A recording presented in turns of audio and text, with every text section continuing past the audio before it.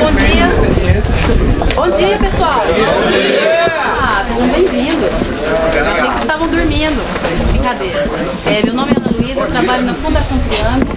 Eu trabalho dentro desse programa de melhoramento genético de soja, que é uma parceria da Embrapa, com a EPAMIG, com a Fundação Triângulo.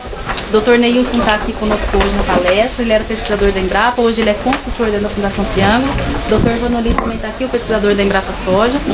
E nós temos esse programa de melhoramento que fica sediado aqui em Uberaba, mas a gente tem pontos de estudo em São Paulo, em Minas, Goiás, Mato Grosso do Sul, Mato Grosso, Tocantins, Maranhão. Então a gente tem esses materiais espalhados aí por várias regiões do país e a gente conhece bem os materiais que a gente fala para vocês. De todo o nosso portfólio de cultivares de soja, a gente conseguiu lançar esse ano esse livretinho aqui. Quem quiser um exemplar desse livreto, que tem todos os nossos cultivares, com todas as suas recomendações, com todas as suas aptidões, com todos os seus usos, vai passar ali naquela mesinha depois e pegar um exemplar desse aqui. A hora que vocês estiverem saindo, vocês passam o livrinho e levam. Saiu da gráfica ontem e tem informações totalmente atualizadas aqui dentro de todos os lançamentos. Até dessa soja que está aqui na nossa frente, que é a BR-SMG 760SRR. Cultivar de maturidade 7.6, então é um ciclo bastante curto, ela é transgênica, é uma cultivar de crescimento indeterminado e de uma estabilidade fantástica. A gente vê esse material assim, nesse porte aqui, a gente vai no estado de São Paulo ver ela também assim, a gente vai ali em Goiás ver ela dessa mesma forma. Eu vim do Mato Grosso semana passada e ela tá desse jeito lá também. Então é uma cultivar que a gente está apostando bastante, que a gente fica muito tranquilo trabalhando com ela, porque ela tem essa precocidade e mostra toda essa caixa, todo esse potencial genético para produção. Então quem quiser o livretinho depois vai passar lá. E aí vocês vão levar também um folhetim desse aqui sobre soja para alimentação humana, que é uma das partes do programa que a gente trabalha. A gente trabalha com soja convencional, transgênico e soja para alimentação humana. Quem nunca comeu soja, hoje vai comer se almoçar aqui. E comeria sem saber que era soja se eu não contasse, mas eu vou contar para vocês.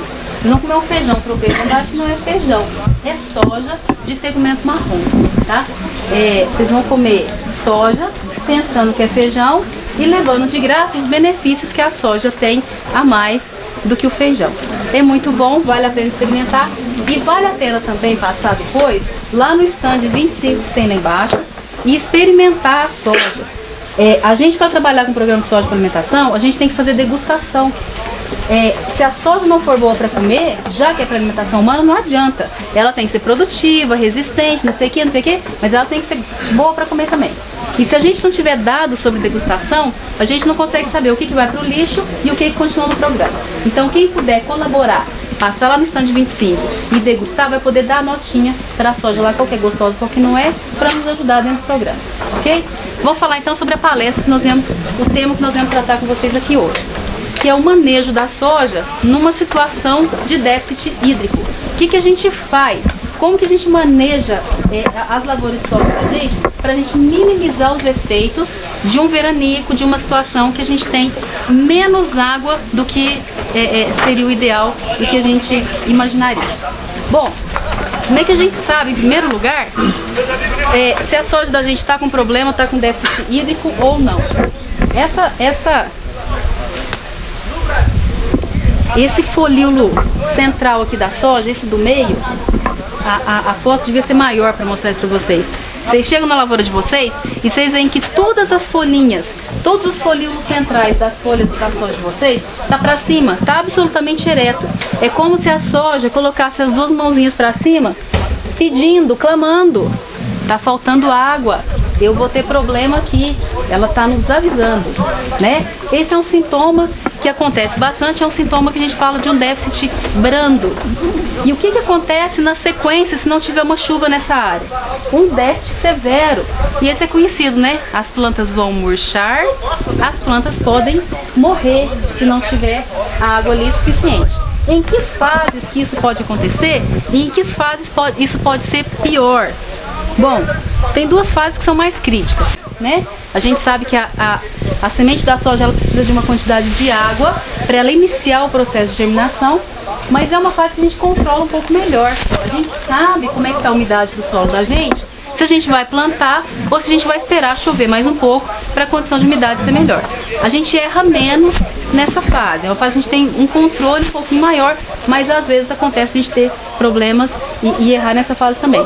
Se for uma área como essa daqui, coberta de palha, se for uma área onde a gente faz plantio direto e tiver realmente uma cobertura no solo, é mais um fator que vai ajudar a manter a umidade, a manter a água ali, porque o solo começa a perder água e ele vai secando de cima para baixo. Se a gente tem uma cobertura, vai ajudar a manter um pouquinho mais de água.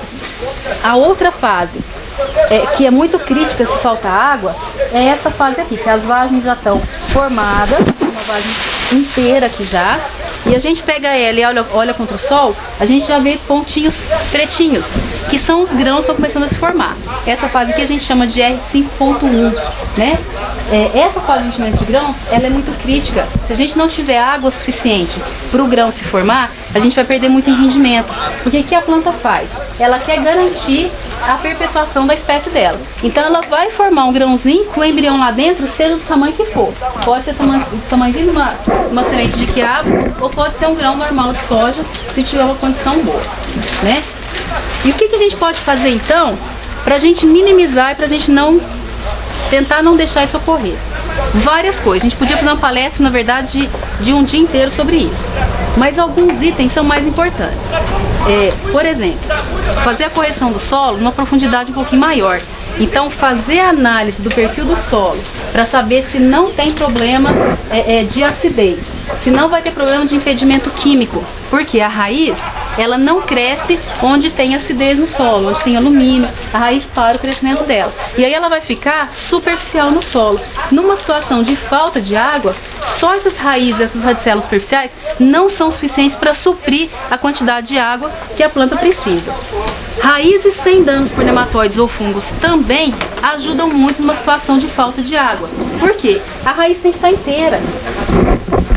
Não adianta a gente ter raiz de soja, mesmo que mais profunda, se ela for destruída por vermes, no caso nematóides, ou por fungos, no caso de doenças que atacam o sistema radicular. A gente tem na frente, por exemplo, a BRSMG 810C, que é uma cultivar que tem resistência múltipla. A nematóide cisto, a nematóide galha, a pratilencos e a rotilencos. Ela é um achado dentro da pesquisa de cultivares de soja. Ela ajuda a segurar, então, essa qualidade de raiz que a raiz tem que ter para a gente poder ter o reflexo na parte aérea das plantas de soja. A ausência de impedimento físico, da mesma forma como o impedimento químico não deixa a raiz descer, o impedimento físico da mesma forma. E como é que a gente sabe se na área da gente tem esse tal desse impedimento físico? É simples, né, gente? Arranca a planta.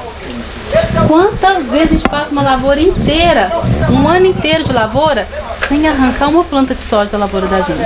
A gente esquece, né?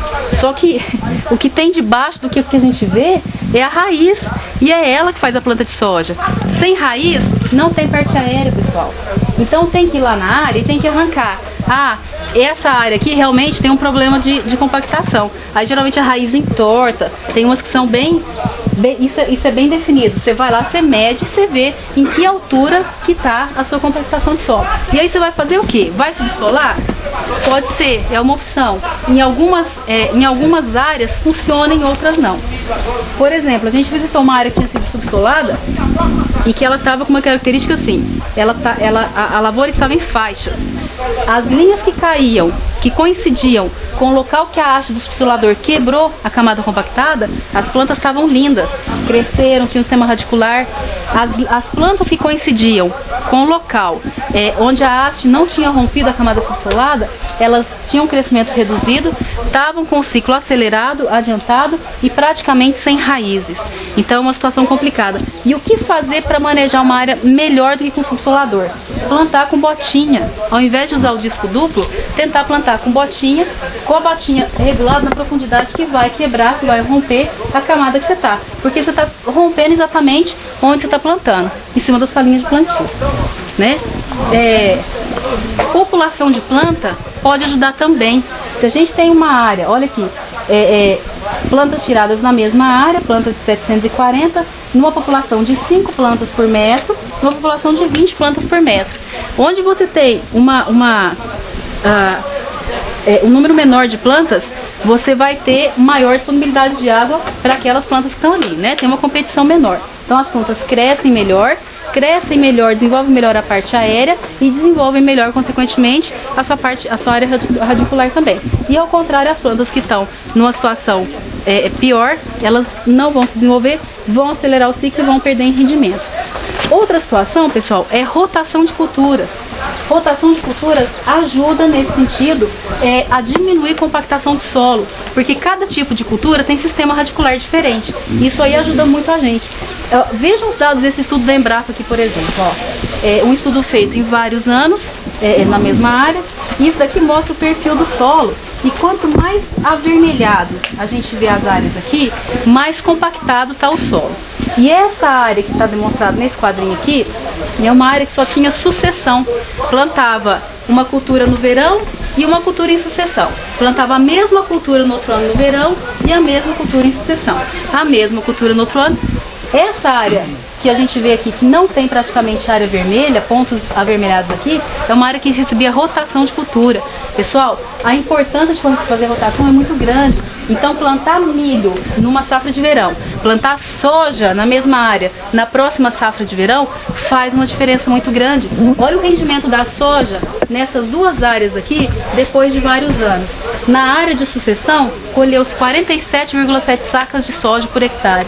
E na área com rotação, colheu-se 59,4 sacas por hectare. Uma diferença de 24% de rendimento só por conta de mudar de rotação, de sucessão de culturas para rotação. Então, seja lá o que vocês forem fazer para pensar em manejo para estresse hídrico, façam de forma preventiva. Não adianta a gente tentar minimizar. Concorrência é grande. Minimizar os efeitos de uma coisa que já está instalada. Ok, pessoal? Obrigada pela atenção. Eu estou à disposição de